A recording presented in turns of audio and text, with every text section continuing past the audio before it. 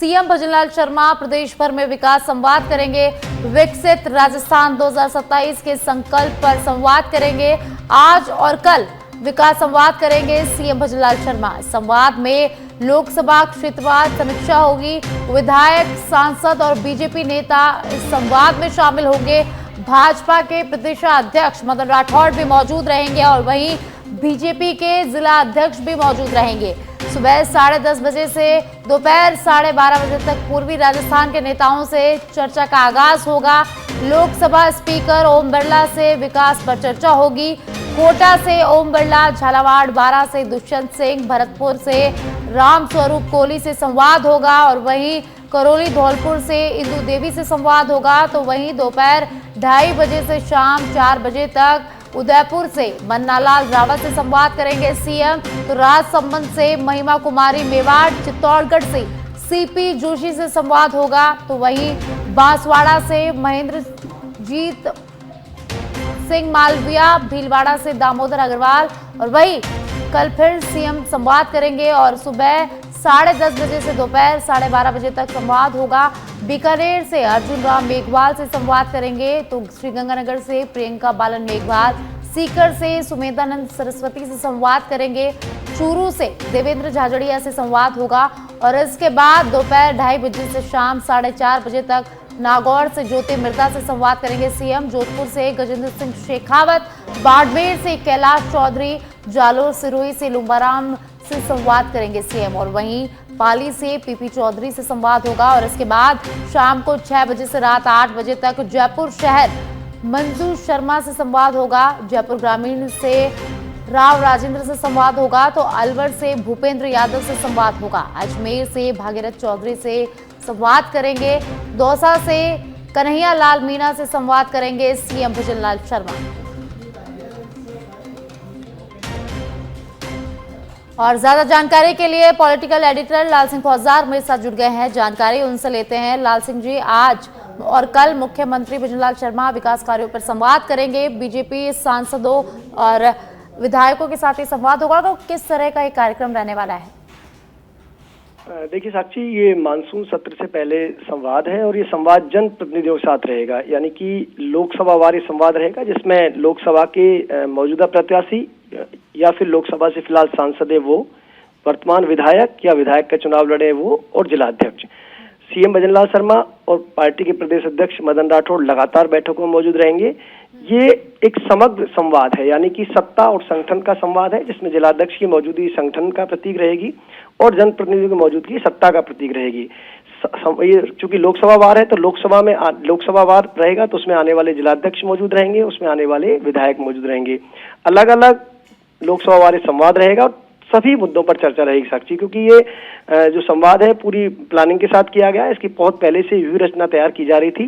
तो न केवल उस लोकसभा क्षेत्र के मुद्दों पर चर्चा होगी, वहां तमाम जनप्रतिनिधियों का फीडबैक क्या है, मंत्रियों के बारे में क्या रहा है, मंत्रियों के बारे में जिलाध्यक्ष क्या सोचते हैं, उनकी क्या राय है, सांसद के और मंत्रियों जो क्षेत्र से आने वाले मंत्रियों किस तरह के रिश्ते हैं, विधायक से मंत्रियों का सांसद का कैसा संवाद है, संगठन और सत्ता के बीच किस तरह का समन्वय है। क्योंकि कुछ दिनों पहले एक तस्वीर इस तरह की देखने को आई थी साक्षी, कुछ विधायकों ने आरोप लगाए थे कि मंत्री सुन नहीं रहे, हम अपनी पीड़ा कहाँ व्यक्त करें। तो इस तरह का फीडबैक लगातार जो सामने आ रहा था, तो सत्ता और संगठन में बेहतर समन्वय बना रहे और इस तरह का एक, मैं कहना चाहूँ, कोई गैप ना रहे। संगठन का, सरकार और सरकार का प्रयास है कि इस तरह का कोई गैप ना रहे कि कोई भी जनप्रतिनिधि को कहना पड़े कि हमारी सुनवाई नहीं हो रही है, हमारी बात सुनी नहीं जा रही है।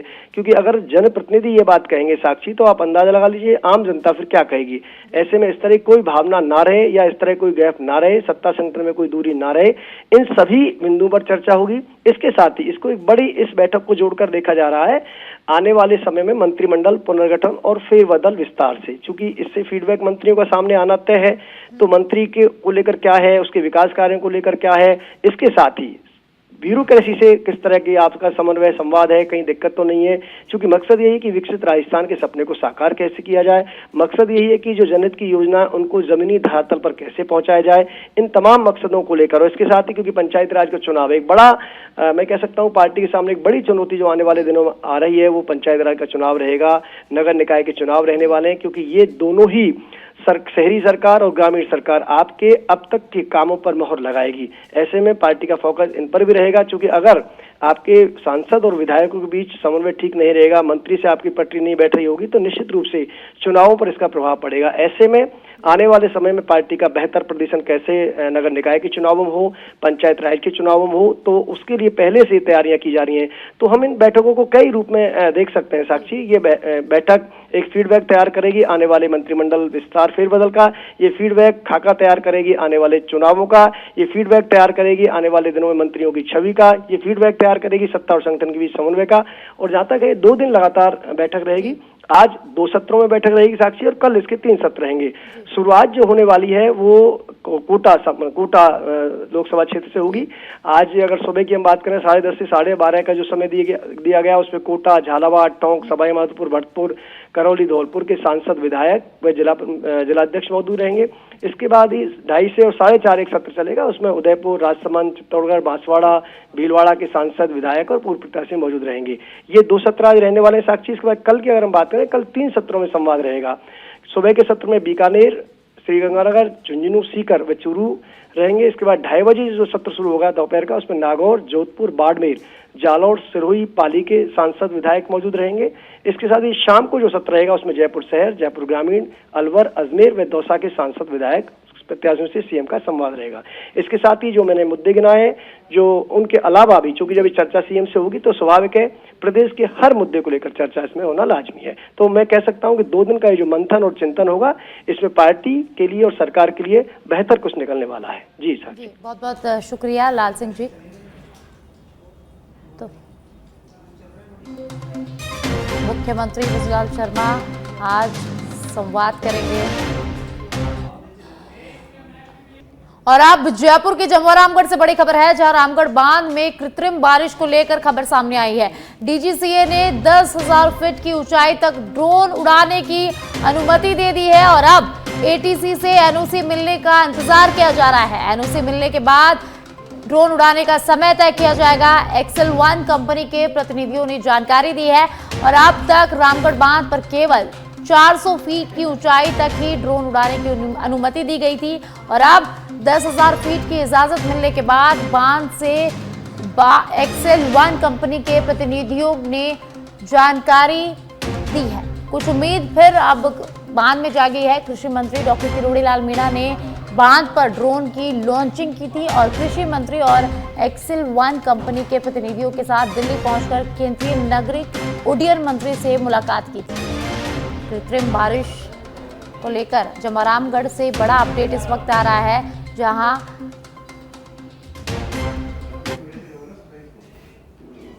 सिरोही के पिंडवाड़ा से बड़ी खबर है, जहां तेज बहाव के चलते रपट पर एक कार बह गई। गनीमत रही कि कार चालक को क्रेन की सहायता से सुरक्षित बाहर निकाल लिया गया। पिंडवाड़ा रीको से झाकर जाने वाले सड़क मार्ग की घटना है। पानी के तेज बहाव के बावजूद कार चालक ने लापरवाही अपनाई और तेज बहाव वाली रपट पार करने की कोशिश करते हुए यह हादसा हो गया। उपखंड प्रशासन और पुलिस को अलर्ट होने की जरूरत है। रपट पर पानी के तेज बहाव के चलते लोगों को दूर रखना होगा और वहीं सच बेधड़क आमजन से अपील कर रहा है कि पानी के तेज बहाव में वाहन उतारने की जल्दबाजी न करें और अपना ध्यान रखें, सतर्कता बरतें। और अब सिरोही के शिवगंज से खबर है, जहां लगातार बारिश के चलते ग्रामीण क्षेत्रों में हाहाकार मच गया। केसरपुरा गांव के काडेशा आवास में अचानक भरभरा कर गिरी मकान की दीवार। गनीमत रही कि यहां कोई हादसा नहीं हुआ और यहां कोई इस हादसे में जनहानि नहीं हुई। लगातार बारिश का दौर जारी है और जारी बारिश से गांव की गलियां दरिया बन गई है, घरों में पानी घुस गया है। ग्रामीणों ने पानी की निकासी की यहां तत्काल मांग उठाई है। लोगों का आरोप है कि ग्राम पंचायत ने समय पर साफ सफाई की व्यवस्था यहां नहीं की। खबरों में आगे बढ़ते हैं। सिरोही के पिंडवाड़ा से बड़ी खबर है, जहां तेज बहाव में रपट पार करते समय कार बह गई। गनीमत रही कि कार चालक को क्रेन की सहायता से सुरक्षित बाहर निकाल लिया गया। पिंडवाड़ा रीको से झांकड़ जाने वाले सड़क मार्ग की एक घटना है। पानी के तेज बहाव के बावजूद कार चालक ने लापरवाही की। तेज बहाव वाली रपट पार करने की कोशिश के कारण यह हादसा हो गया है। उपखंड प्रशासन और पुलिस को अलर्ट होने की जरूरत है। रपट पर पानी के तेज बहाव के चलते लोगों को दूर रखना होगा। वहीं सच बेधड़क आमजन से अपील कर रहा है कि पानी के तेज बहाव में वाहन उतारने की जल्दबाजी ना करें। तो पिंडवाड़ा से खबर है, जहां तेज बहाव वाली रपट पर एक कार चालक ने लापरवाही की और लापरवाही का नतीजा उसे भुगतना पड़ा। कार पानी के तेज बहाव में बह गई और यहां गनीमत रही कि क्रेन की सहायता से कार चालक को सुरक्षित निकाल लिया गया।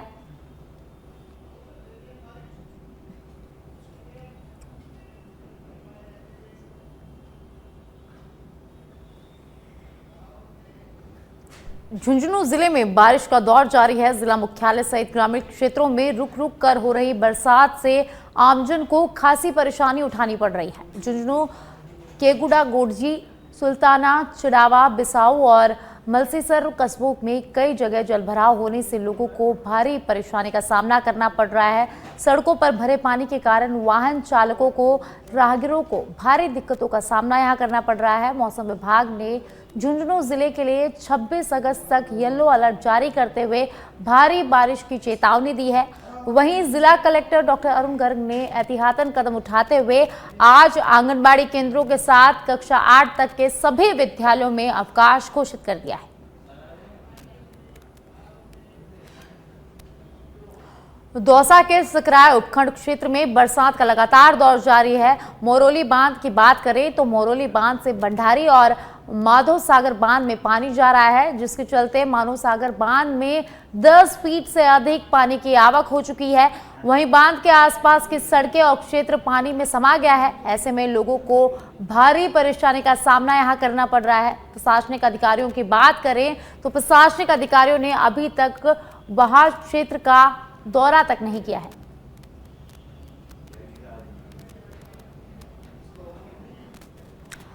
नागौर उपखंड क्षेत्र याबड़ी में बीते 3 दिनों से लगातार हो रही बारिश ने ग्राम जाटाबास की मुख्य सड़क को दरिया में तब्दील कर दिया है। यह सड़क जाटाबास गांव को रियाबड़ी उपखंड मुख्यालय से जोड़ती है, लेकिन बारिश के चलते करीब 500 मीटर लंबा हिस्सा पानी से लबालब भर गया है, जिससे ग्रामीणों का आवागमन पूरी तरह से प्रभावित हो रहा है। जाटाबास निवासी सुनील कासनिया ने बताया कि इस समस्या को लेकर प्रशासन को कई बार अवगत कराया जा चुका है, लेकिन अब तक कोई समाधान नहीं हुआ। ग्रामीणों ने प्रशासन से सड़क के दोनों ओर नाला निर्माण की मांग की है। दिनों में पूरी तरह भरी रहती है पानी से, पैदल आने जाने में दिक्कत होती है, बीमार लोगों को इधर उधर जाने में भी बहुत परेशानी होती है। ये 4 महीनों तक लगभग पानी ऐसे ही भरा रहता है। जल निकासी की कोई व्यवस्था नहीं है इधर, और रास्ता भी बीच में रोड टूटी हुई है, और इसका भी समाधान अभी तक कुछ हुआ नहीं है। पिछले साल भी अवगत करवाया प्रशासन को, लेकिन अभी तक कोई कार्रवाई नहीं हुई है। और इसीलिए मैं विधायक जी से यही कहना चाहता हूँ कि जल्दी से जल्दी इस रास्ते की या पानी की।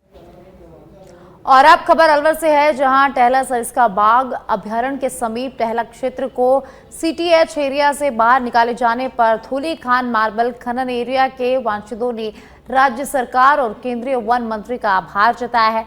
ग्रामीणों ने धूली खान बस स्टैंड पर टहला दौसा सड़क मार्ग पर धरना प्रदर्शन करते हुए भाजपा सरकार और केंद्रीय वन मंत्री भूपेंद्र सिंह यादव जिंदाबाद के नारे लगाए और सीटीएच ड्राफ्ट का विरोध कर रहे प्रतिपक्ष के नेता टीकाराम जूली और पूर्व केंद्रीय मंत्री भवन जितेंद्र सिंह के पुतले फूंककर विरोध प्रदर्शन किया।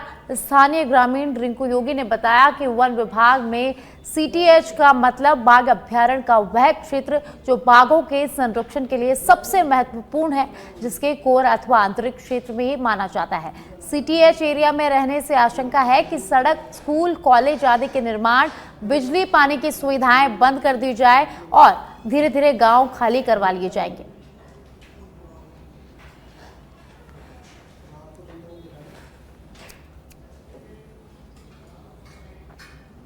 और अब भरतपुर के खबर है, जहां भरतपुर के बयाना उपखंड के अंतर्गत आने वाले गांव मुररकी के निवासी पिछले 4 वर्षों से खराब रास्तों की समस्या का सामना करना पड़ रहा है। ग्रामीणों द्वारा लगातार शिकायतों और प्रयासों के बाद विधायक कोष से ग्राम पंचायत को राशि आवंटित की गई थी। यह राशि सैंक्शन पास होने के बाद ग्राम पंचायत को मिली थी, लेकिन आज तक रास्ते का निर्माण कार्य शुरू नहीं हो पाया है। पंचायती राज विभाग के अधिकारी इस गंभीर जन समस्या पर कोई ठोस कदम नहीं उठा रहे हैं, जिससे ग्रामीणों में भारी रोष व्याप्त है। गांववासी ने कई बार अधिकारियों से गुहार लगाई जा चुकी है, लेकिन सिर्फ आश्वासन ही यहाँ मिलते रहे हैं। ग्रामीणों ने कहा कि हमारी मांग को जल्द से जल्द प्राथमिकता के आधार पर सुलझाया जाए। बूंदी जिले में पिछले 3 दिनों से हो रही लगातार अतिवृष्टि ने जनजीवन को बुरी तरह से अस्त व्यस्त कर दिया है। अकेले ख्वाबदा पंचायत में ही 200 से अधिक गरीब परिवार बुरी तरह से बेघर हो गए हैं। पूरी तरह से वे गांव बेघर हो गए हैं। इन परिवारों के मकान पूरी तरह से क्षतिग्रस्त हो चुके हैं और उनके पास खाने पीने तक का साधन नहीं है, सामान नहीं है। स्थिति की गंभीरता को देखते हुए विधायक हरिमोहन शर्मा स्वयं ग्रामीणों के साथ मौके पर पहुंचे और अतिरिक्त जिला कलेक्टर से मुलाकात कर राहत सामग्री और मुआवजे को लेकर विस्तार से चर्चा की। विधायक शर्मा ने सभी प्रभावितों को शीघ्र सहायता दिलाने का भरोसा यहां दिलाया है। ये कल अतिवृष्टि के कारण ख्याबदा ग्राम पंचायत में जो बेरवा समाज और दूसरे अन्य समाज थे, उनके करीब 100-125 के आसपास मकान वहाँ पर ढह गए। सारा खाने पीने का सामान उसमें समाप्त हो गया।